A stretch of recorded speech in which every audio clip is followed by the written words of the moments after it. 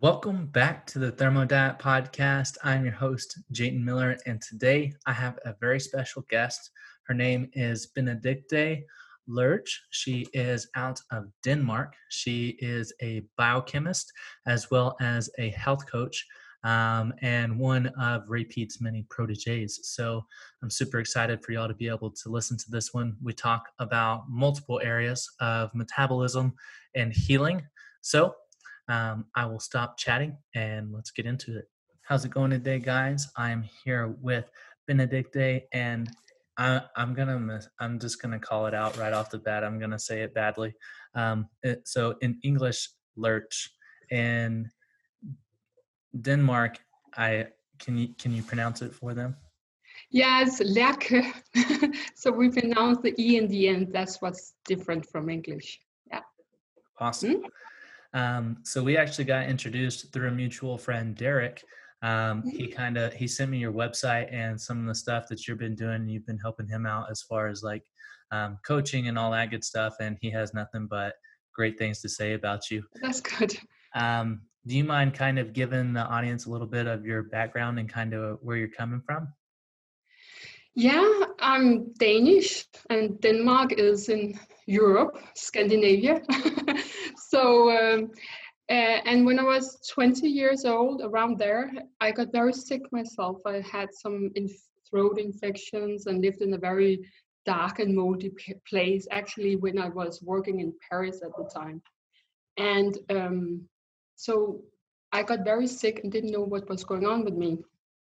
And it took me a long time to figure out that I had low metabolic rate, or what is called low thyroid function. And I went through the whole medical system in Denmark. We are very lucky that it's free here, so it didn't cost me a lot, but they just said, well, that must be going on in your mind, because we couldn't, some blood tests they were a little off, but there was nothing really, you couldn't really see it. So the low metabolic rate was actually not that low, but then I ended up in a private clinic that said that even though you're within the normal range, you're too low, and that's possibly what's causing your symptoms. So from this private doctor, I got some help, but I didn't feel that it was enough help I got. And then I started searching the internet. That was around 2000, year 2000, and I was very lucky to come in contact with Dr. Ray Peat, an American biologist who is his whole research area is low thyroid function. So he helped me a lot with figuring out why I had the symptoms and how my body was reacting to the medication that I was given for treating low thyroid function. I got some medication for it.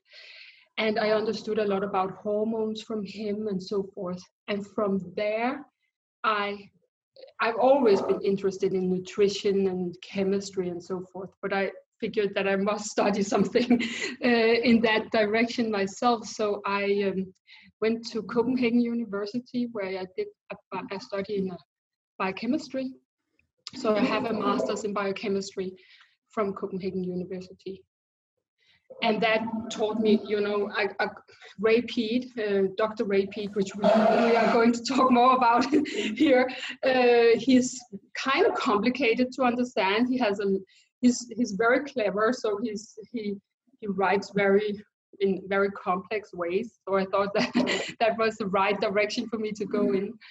And so with that in the baggage, with all that, when I learned biochemistry myself, of course, his writings made more sense. And today I'm like, okay, he's really, what's interesting with Ray Peat's research is that he can connect things that nobody else can, that he can say, okay, this is connected to that and that's connected to that. So the whole body is seen in a special way when we talk about Ray Peat's, his teachings.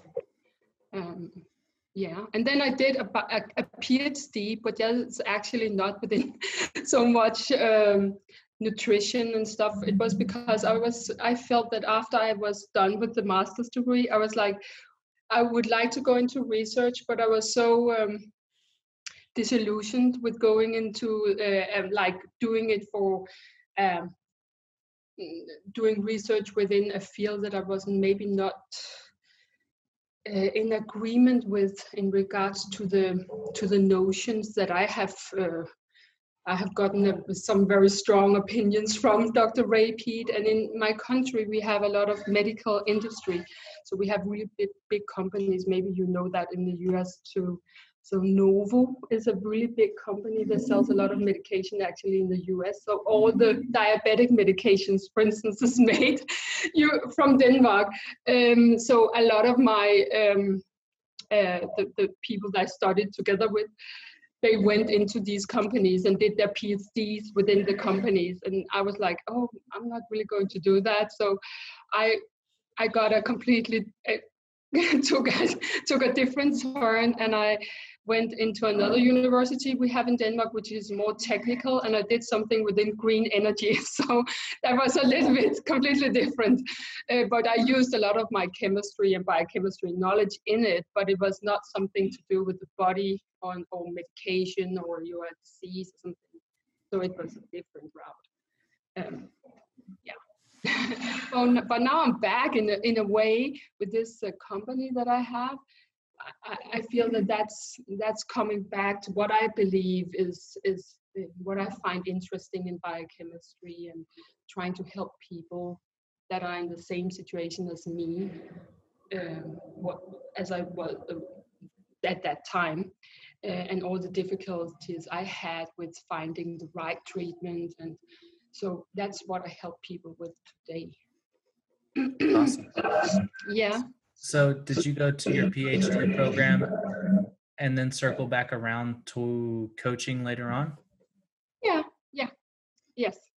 During the PhD, there's not much time for anything else. So the coaching I started after the PhD, I felt that was again like you had a choosing point in life, a point in life where you needed to choose.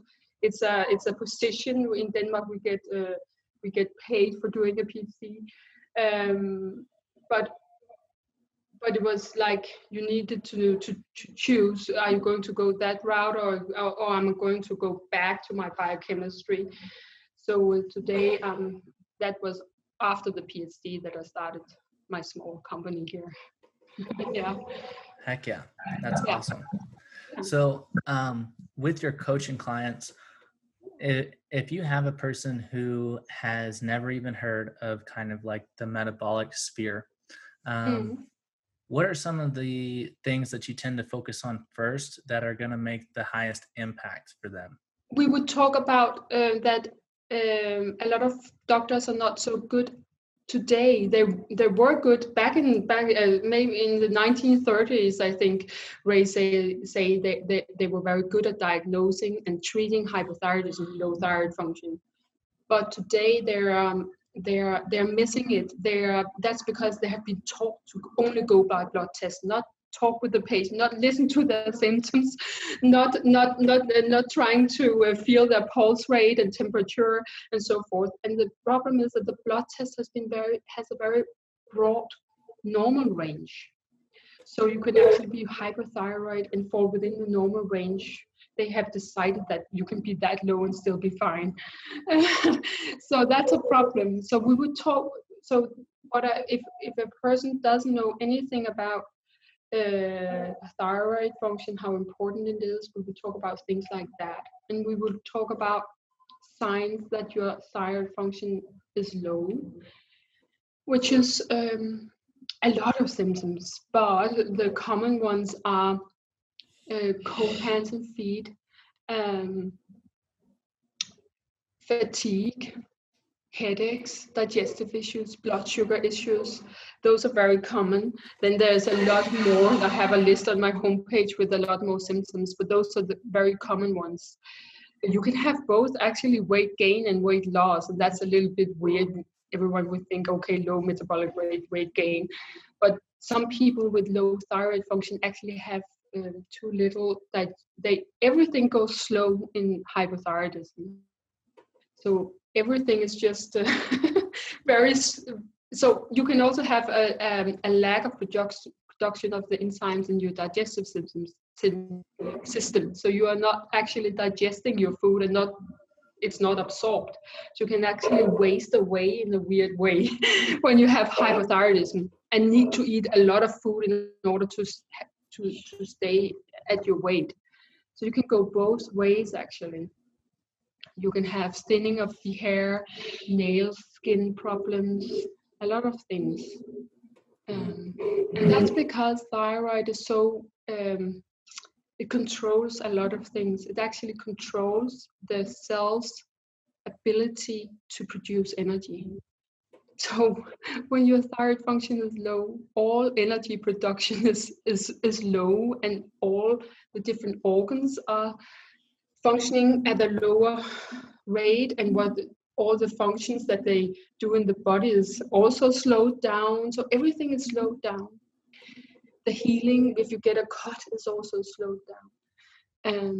And there's this weird notion that it's healthy to have a low thyroid function. So everything has been twisted around. And today it's like if you go to the doctor and you say you have a super low pulse rate of 55, then you say, "Oh, good. That means that you are in good. What is that called? In good shape." But actually, that's a sign. If you're not doing any sports, that's really bad for you, right? But that's because that means that with every stroke of your heart, you would have a lower amount of blood and oxygen reaching your cells, and thus you will have. That's a sign of low metabolic rate, low thyroid function. So things like that we would go through, and turn people's mind to the importance of thyroid function, the symptoms that are linked to thyroid function, and understanding that you can be normal in a blood test and actually still be low thyroid. It's not that blood tests are not variable; they can give you some information, but it's important to also look at pulse rate, temperature, and a lot of symptoms. Yeah. Definitely. So on the other side of the spectrum, if somebody has implemented the more metabolic nutrition, they've kind of taken care of some stressors, but their body temps are still low and their heart rate might not be coming up. What are some of the things that you would use to troubleshoot something like that? If they're already on a nutritional program, you would say, or yeah. So if they're already using the Ray Peat diet, as we call it, which is basically what I recommend. That's his diet program, and we can maybe talk a little about that also. But then we would go into, if it's not possible with diet to up your metabolism, you would need to think about, okay, could your doctor, I'm not prescribing any medication, but a lot of people come to me and then they have maybe a prescription for thyroid, or they have a naturopath or a doctor they work together with that just don't know what to ask for in regards to medication. But then medication would be an option. I also have some good over-the-counter nutritional supplements that are actually natural desiccated thyroid hormone products, which is the old way of treating hypothyroidism. Before the synthetic hormones were synthesized, they were using desiccated thyroid from thyroid glands from pigs or cows. That's the old way, and those are still being prescribed actually. But there are some over-the-counter products that I recommend. I don't sell anything, but I sell guides that recommend things to people. I don't sell supplements as such, but I recommend different kinds that are quite good actually, that can help you a lot. It's not all people that have the possibility to get a prescription for thyroid hormone. And it also depends on where you live in the world, how easy you can get these. So what is called medication in one country is maybe not called medication in another country.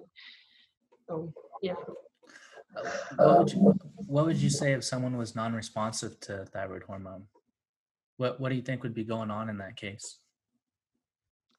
Those are actually difficult cases, but if you have, for instance, been eating a lot of polyunsaturated fats for many years, and the problem is that those block thyroid function on many levels, but also on the cellular level, meaning the cell's response to a thyroid hormone. So if you have a lot of polyunsaturated fats in your tissues, you need to take a lot more thyroid than a person that doesn't have that problem. It can also be that your nutrition is not good enough. A lot of things is needed to have an optimal thyroid function. You need to have a good liver function, so you need a lot of protein in your diet. So what I would do is look at the diet and finding out if there is something there that is not optimized. Yeah, I think I would go there. Interesting. Yeah. Do you focus pretty heavily on digestive health as well? Yes, I do. Ray is very much into digestion, and a lot of health programs and teachings are very focusing on that. That's correct, because the digestive system is our connection to the outside world, right? That's how we connect with the outside world. And so that's quite important. And Ray Peat has some really different ways of thinking about the digestive system. We are taught that all these whole grain products and are good for you, and salads are good for you, and so forth. But actually, you have a bacterial flora in the intestine, and there are some things that they can live off that you cannot live off, because we don't have the enzyme to digest, for instance, cellulose fibers. So if you eat a lot of salads that contains a lot of cellulose, then you would actually feed the wrong bacteria in your digestive system, and you can end up with a bad bacterial with an imbalance there. So Ray is a little different there, as he is so many places. It's not that you don't need fiber, we just like it to be from different sources, like raw carrots, bamboo shoots, and those have some substances in them that are antimicrobial, so they kill actually fungus and bacteria in the intestine, together with being fibrous, so they carry out toxins and so forth.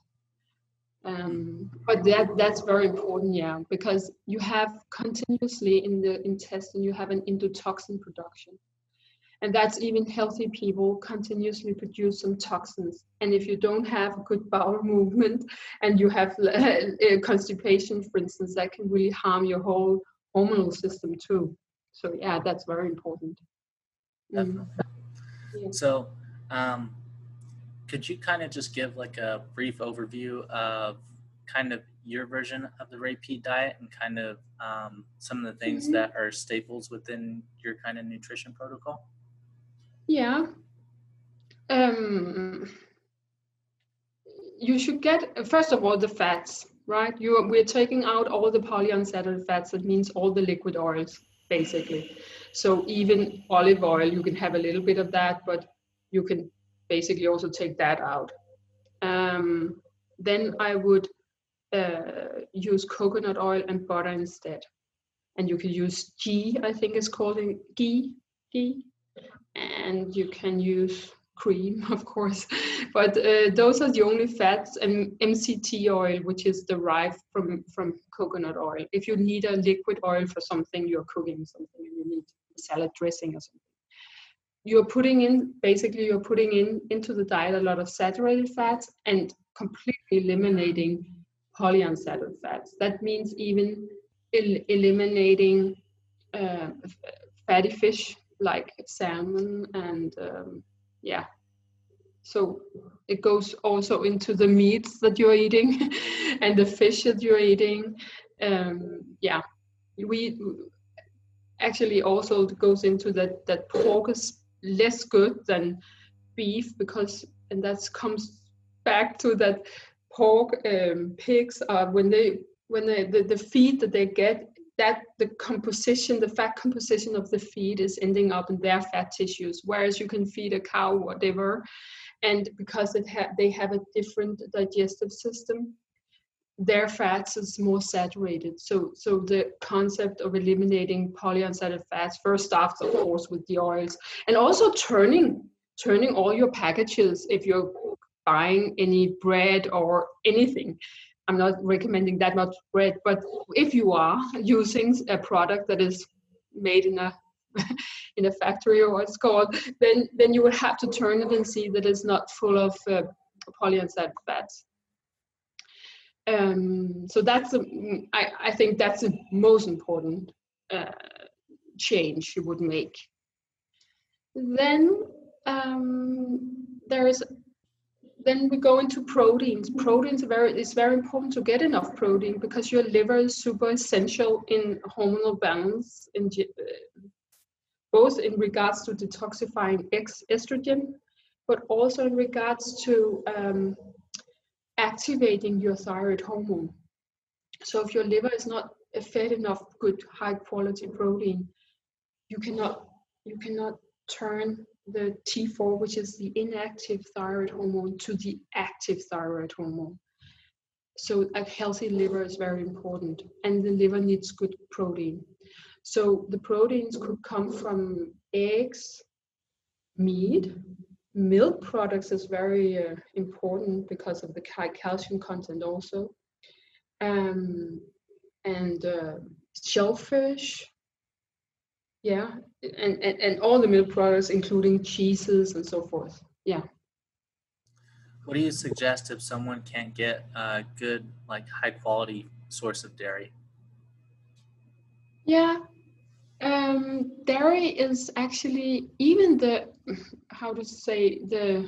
not so good kinds of dairy. If you have dairy products that are, or you're living in, or you're on vacation maybe, or you're living in a city where you cannot get organic milk or something, that is not really that big of a concern, because milk is very clean, even though it's not organic.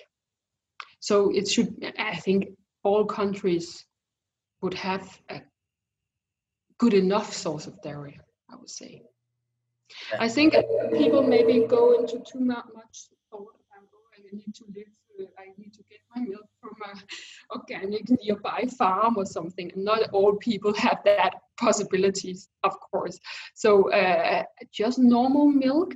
Maybe the milk is in my country could be better than in the US. I know that you add some vitamin A's and D's to it, but I think Ray is just drinking normal 1% milk, and a lot of it.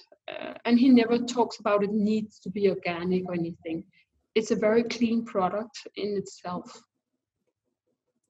The only thing with milk products is that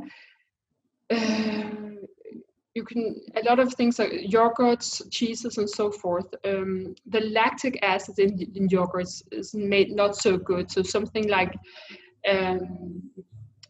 Greek yogurt is better than normal yogurt because it's lower in lactic acid. So we have these modifications to dairy, or what can we say, extra recommendations on our dairy recommendations. But in general, just a lot of dairy is good, because the high calcium content is important. Yeah. Definitely. Yeah. Do you typically like to recommend high gelatinous types of protein too? Yeah, I just talked with a person yesterday that asked that question about if she should have gelatin when she has her meat, and sprayed on the meat or whatever. That was her idea. I think maybe that's going a little, it can become very complicated. I'm into not making things so complicated. But the idea is that gelatin and gelatinous meat is quite healthy, because the amino acid composition is actually better than what you find in muscle meat.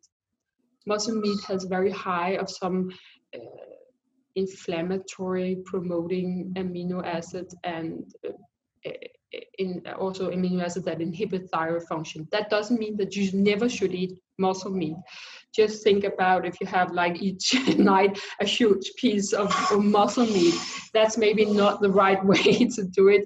Ray's still eating meat, but just think about that you can actually substitute some of your meat, some of that meat with gelatinous meat or with gelatin. So just adding, it can be, there's hydrolyzed gelatin that you can dissolve in cold drinks, for instance. It's a good way of getting a lot of protein. That has a better amino acid composition than the meat. Yeah, but you don't need to eat it at the same time, I think. Don't have to do that. So you think just overall totality of the protein, as long as some of it is being comprised? Okay. Yeah. Very cool. Other than the thyroid supplement that you talked about, are there any kind of supplements that you typically like to experiment with? Yeah, I have a whole list of them, and basically the food is the essential thing, right? But vitamin D is very often low in many people, and I have talked so many times. We correspond a lot by email, Ray and I. So he always mentioned vitamin D, calcium, and thyroid. They almost go together like a group of supplements you can use. So vitamin D is a very important supplement. And it's almost impossible to get enough vitamin D through your diet. So I'm actually I live in Scandinavia. It's a very dark place, right? And even the summer is terrible at the moment. So yeah, supplementing with vitamin D is a good thing, even for people that live in sunny places, because you would need quite a lot of light in the middle of the day where it's quite strong too, and you might get sunburned. And the older we get, the less effective we are of turning the light, the thing of producing vitamin D from the light. So it's always a good thing. You can have it measured, of course, and try to be in the upper end of the middle range for vitamin D. Upper end of the normal range. That's well. Yeah. Awesome. Yeah. Do you do any kind of like aspirin or anything like that? Yeah. Sometimes I take a break from it and then I start up again. But an aspirin per day is really good. It's a general anti-inflammatory product, so it actually also up your metabolism a little bit. It's naturally, and it's anti-estrogenic, so that's a good thing. It's good actually. I have a trick that I often talk with people about. That's if you Ray recommends huge amounts of dairy. Like in my country, we use liters, but 2 liters of milk is almost, that's what 2,000 milligrams. That's 2 liters of milk. And that's almost impossible to get to drink each day. Then you cannot eat anything else. You're filled up with milk. And a lot of people are, of course, not doing that. So you can still use dairy, but you can add in some extra calcium from powdered eggshells. So you just take your eggshells, you dry them a little in the oven, and you powder them in a coffee grinder. But that powder is calcium carbonate, and calcium carbonate is an alkaline substance. So it's a super good calcium supplement, but it's not that good to get into your stomach where it will neutralize stomach acid. And that's not so good if you are needing to have your meal and you need that stomach acid to digest your meal and so forth. So actually by adding the aspirin and the eggshell powder, by taking it at the same time, you are offsetting the negative effect if you should have this acidic feeling or uncomfortable feeling you can get from an aspirin in your stomach. But if you have the calcium carbonate powder together with it, it offsets that negative effect, the burning effect of aspirin, and then it actually stops calcium carbonate from neutralizing your stomach acid. So that's a good thing to do together. Yeah. That's awesome. That's the first time that I've heard of the calcium and aspirin combination. Yeah. Yeah. I'm definitely going to have to give that a try for sure. Yeah. Do you typically recommend like supplementing with some kind of magnesium supplement too? Not so much, actually. Magnesium is important, but if you eat magnesium, you get magnesium from fruits, vegetables, green leaves. Those and the problem with magnesium is that you can it can irritate the intestine a little bit. So I'm not often recommending magnesium actually, even though it's very important together with thyroid. It works together in many ways, but I'm not using magnesium supplements myself. I'm counting on that I'm getting so much good food, like could be broccoli, boiled broccoli. It could be any leaves that you have, like that's well cooked green leaves. It can be fruits, orange juice. There would be a lot of magnesium in those things. In addition, if you're having, it's like those things goes together: magnesium, calcium, and sodium. It's all alkaline minerals. So they if you have enough of one, you don't need less of the other. They go together like that. So you can salt your food a lot, and you can eat a lot of calcium, and you can get your magnesium from fruits and vegetables. That's what I count on. I'm not sure. No, I'm not. That's very seldom that I will recommend a magnesium supplement. If people, you asked in the beginning, if people are not responding to thyroid hormone, that can be a situation where you actually have a low amount of those minerals, sodium, magnesium, and calcium in your system. And that can make you unresponsive to thyroid hormone. So at that, but I would rather actually, I think I would rather do it from food. My computer is making a little bit of noise. I don't know if that's coming into the sound. Just barely, but I think it's pretty good. I can still hear you well. So do you ever experiment with anything like Epsom salt baths or topical magnesium? Oh, yeah. Yeah, I have experimented with it. You can do, if you have a tub, which I don't, but you can of course do that. The only thing, there are these magnesium sprays that you can use. The only thing I think with them, that's I'm very into, I only do things that are comfortable. I also don't take supplements that taste terrible. Then I just take them 1 time, 2 times, and then I stop taking them. So the only thing with magnesium that is in the spray, that is it's very itchy, right? If you take too much, the skin itches a bit. But I think that Epsom salt bath is possibly a good choice. Yeah. Awesome. Yeah, I definitely enjoy my Epsom salt baths whenever I have the luxury of being able to do them, for sure. Yeah. Cool. So what are some cool, I guess, almost new things that you've kind of been looking into or are interested in right now? At the moment, I would say prolactin, which is one of these hormones that Ray talks a lot about, that is like a marker of inflammation. A lot of hormones come out of balance when you have a high stress, high inflammatory state.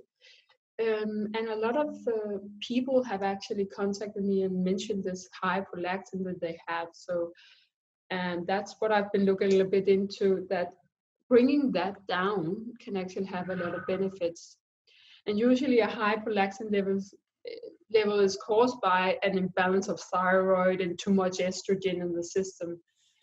But if you are suffering from it and you're doing everything right and you still have high prolactin, there are some medications that can help you. And those are not necessary that you need to take them forever, but it can be like a treatment. or you can actually use very high doses of B6 vitamin B6. And that is almost as good as also the medications that are used for it. So I'm looking a bit into that, and because a lot of customers or clients has come with this problem. And if we do everything right, we're using Dr. Ray Peat's progesterone, we're using the diet, we're using thyroid hormone, how can the prolactin not come down? And then we work on that with some very high B6 or some Vitex, which is a herb that is called Vitex, that helps with that too. Do you ever use high dose vitamin E for that at all? I don't know, not so much. You could maybe. Vitamin E is a good substance that has a lot of very important properties. Yeah, you could do that. I mean, I do recommend some vitamins and mineral in general, but those vitamin B6 dosages are really high, so it's very high. So it's a little bit out of what you would get in a normal B complex vitamin. But you could also use vitamin E. That's also very anti-estrogenic substance. Awesome. Yeah. Well, Benedicte, I want to be respectful of your time. Yeah. Where can people find you as far as your website, social media, all of that good stuff? Yeah. You can find my website. That's biochemnordic.com. And then I'm on Facebook. So you can either search for, I'm on Facebook, Instagram, Twitter, Pinterest. Yeah, I think that's it. You can search for Biochem Nordic, or you can search for thyroid specialist, because that's what I'm called there too. So Biochem Nordic or thyroid specialist. Yeah. Awesome. And for those of you listening, I'll make sure to have a link to all of her stuff down in the show notes. Yeah. So feel free to follow through and check all of her stuff out. Benedicte, I look forward to doing this again in the future, and I really appreciate your time. Yeah, definitely. Yeah, let's do it again. Thanks for listening to the podcast. If you haven't already, make sure to hit the like button, subscribe, and leave a comment down below if you want us to cover a different topic.